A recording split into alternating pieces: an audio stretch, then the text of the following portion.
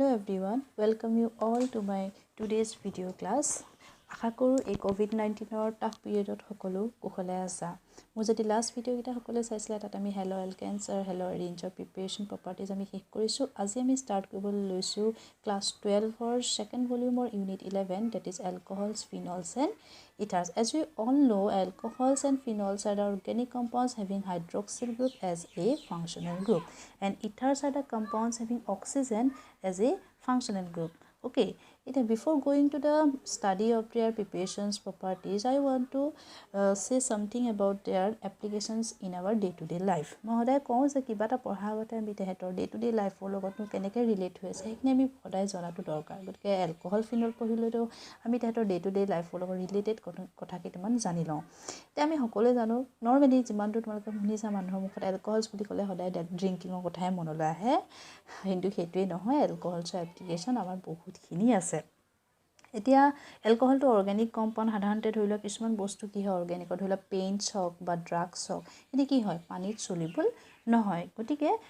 আমি কি কৰো হেব্ৰক আমি সাধাৰণতে এলকহলত সলিবল কৰো কাৰণ কি এলকহল এটা সুইটেবল সলভেন্ট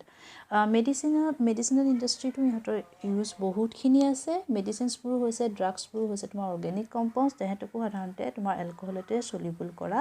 হয় আন এটা एग्जांपल যদি মই ক'বলৈ যাওঁ দ্যাট ইজ কসমেটিক তে কসমেটিকতো ইহঁতৰ ব্যৱহাৰ বহুত খিনি আছে ফৰ एग्जांपल গ্লিচাৰিন আমি সকলোৱে ব্যৱহাৰ কৰো তো গ্লিচাৰিন হৈছে এটা এলকহলিক কম্পাউণ্ডছ তো তাতো OH গ্ৰুপ থাকে আৰু এটা एग्जांपल যদি মই কওঁ তোমালোকৰ আগত যে পেপাৰ বুলি ক'লে আমি সদায় ইউজ কৰি আছো ন নোটছ হক বুকছ হক বা নিউজ পেপাৰ হক কাৰেন্সি নোটছ হক তোমাৰ চেকছ হক সাৰ্টিফিকেটছ হক all are made up of papers তো পেপাৰ বুলি ক'লেও তাত কি থাকে তোমাৰ alcoholic group. Paper is made up of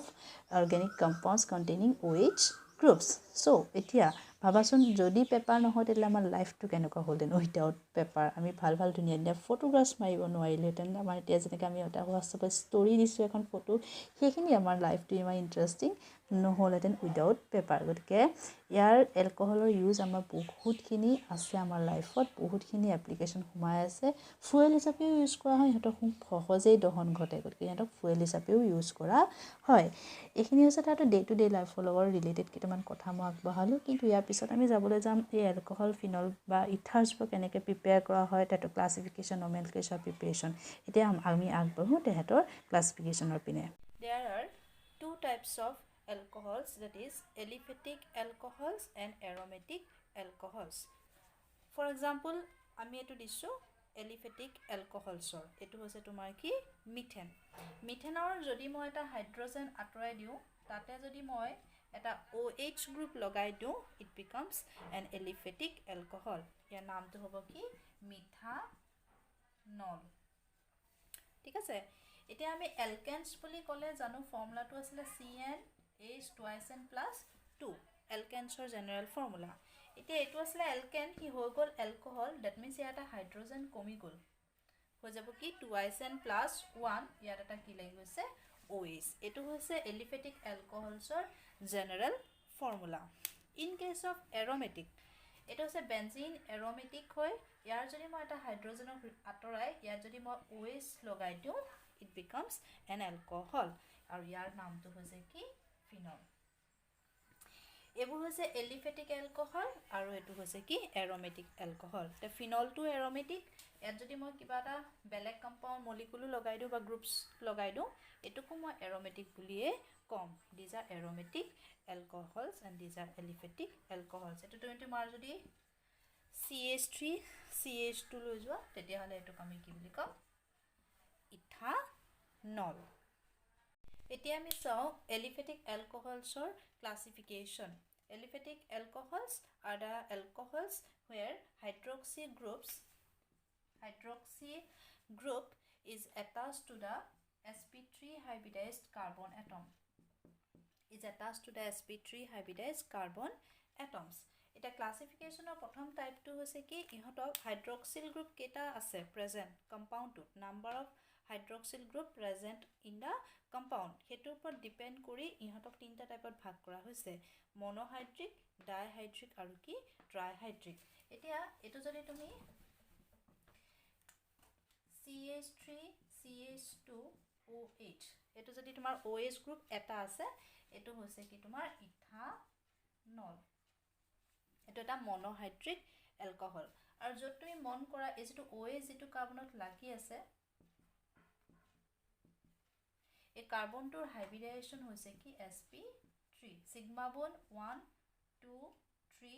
4 চাৰিটা সিগমা বন্ড আছে তো হাইব্ৰিডাইজেশ্যন হ'ব কি তোমাৰ sp3 নেক্সট ডাইহাইড্ৰিক এলকহল ধৰি লোৱা এটো ইয়াত দুটা OH গ্ৰুপ লাগি আছে এটোক আমি কি বুলি কম ডাইহাইড্ৰিক এলকহল এতিয়া এটা দুটা কাৰ্বন আছে কাৰণে এটো হৈছে ইথেন আৰু 1 আৰু 2 দুটা পজিশন আছে পজিশন গিলা লিখি দিব দিব ইথেন 1 2 ডাইঅল নেক্সট ট্ৰাইহাইড্ৰিক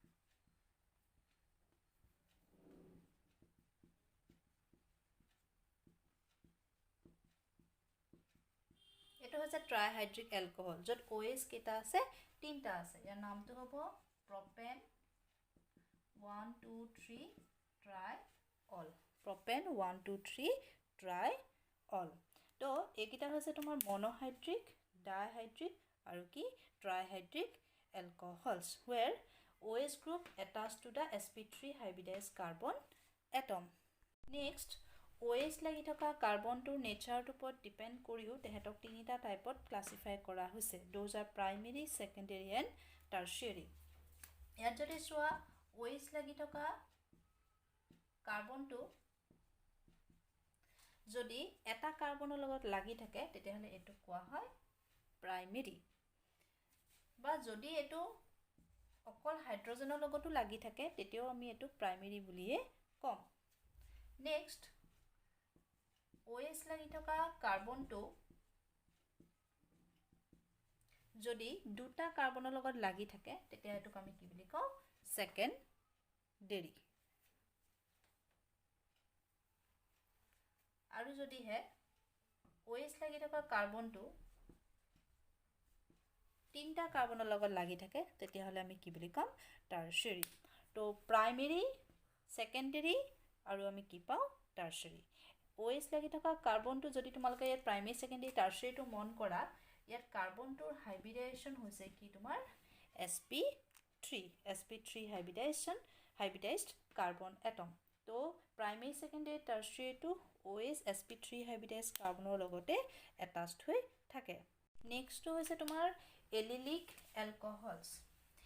এলিলিক এলকহলস যদি তোমালোকে মন কৰা ইয়াত দেখিবা OH লাগি থকা কাৰ্বনটো এটা এলিলিক কাৰ্বনৰ লগত লাগি আছে এই কাৰ্বনটো কোৱা হয় এলিলিক কাৰ্বন বা ডাবলি বন্ডেড কাৰ্বন এই পোৰশনটো কোৱা হয় এই কাৰ্বনটো কি বুলি কোৱা হয় এলিলিক কাৰ্বন যি এটা ডাবলি বন্ডেড কাৰ্বনৰ লগত আছে এটো ডাবলি বন্ডেড ঠিক আছে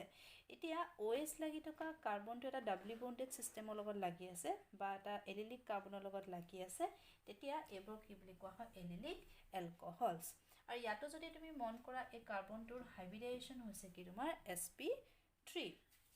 এটা এনেকুৱা এলিলিক এলকহলটো তুমি প্ৰাইমেৰী সেকেন্ডাৰী পাবা কাৰণ কি OH লাগি থকা কাৰ্বনটো ইয়াত এটা কাৰ্বনৰ লগত লাগি আছে গতিকে এটো তোমাৰ প্ৰাইমেৰী বুলি আমি ধৰিম বা যদি হে তোমাৰ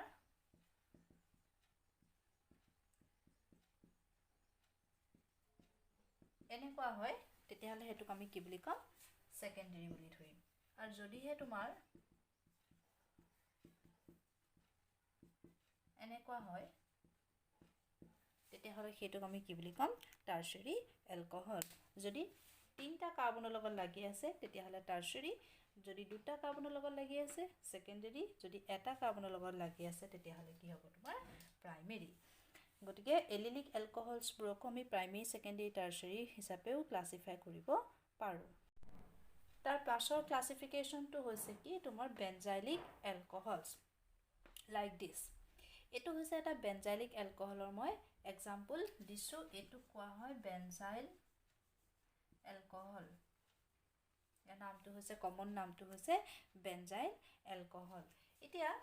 এই OH গ্ৰুপটো যেটো কাৰ্বনৰ লগত লাগি আছে হে কাৰ্বনটো এটা বেনজিনৰ লগত লাগি আছে হেতু কাৰণে এই পোৰশনটো কি বুলি কোৱা হয় বেনজাইল গতে এটা বেনজাইল এলকহল বুলি কোৱা হৈছে ঠিক আছে এতিয়া এই বেনজাইল এলকহল পুৰকো আমি প্ৰাইমেৰী সেকেন্ডাৰী টাৰশাৰী হিচাপেও পাও এতিয়া এটো ধৰি লোৱা তোমাৰ ডাইৰেক্ট ই যেটো OH গ্ৰুপৰ যেটো কাৰ্বন লাগি আছে কাৰ্বনটো এটা কাৰ্বনৰ লগতে লাগি আছে তে কেতিয়াবা ই দুটা কাৰ্বনৰ লগতো লাগি থাকিব পাৰে হলে এটো ই দুটা কাৰ্বনৰ লগত লাগি আছে ঠিক আছে এটো বেনজাইলিকে হয় কাৰণ কি এই কাৰ্বনটো বেনজিন গ্ৰুপৰ লগত লাগি আছে এটো আমি বেনজাইলিক বুলি কম কিন্তু এই কাৰ্বনটো বলে এফিলেও এটা কাৰ্বনৰ লগত লাগি আছে তেতিয়ালে ই কেটা হল এটা আৰু দুটা কাৰ্বনৰ লগত লাগি আছে আমি কি বুলি কম সেকেন্ডাৰী আৰু যদিহে বলে ই তিনটা কাৰ্বনৰ লগত লাগি যায়